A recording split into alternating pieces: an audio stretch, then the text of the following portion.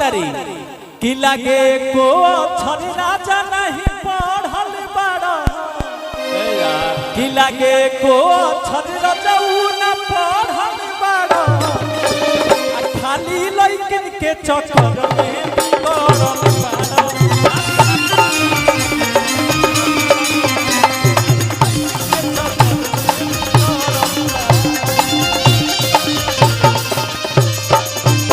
समझ में आया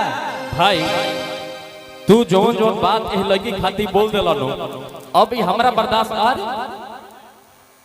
कि ये हो गोरी कि चीज गोरी बढ़िया आ हई बेकार के चिन्ह कि चीज गोरी बढ़िया बेकार के चिन्ह अच्छा लगी तो भला करिए लो कि चीज गोरी बढ़िया आ हई बेकार के चिन्ह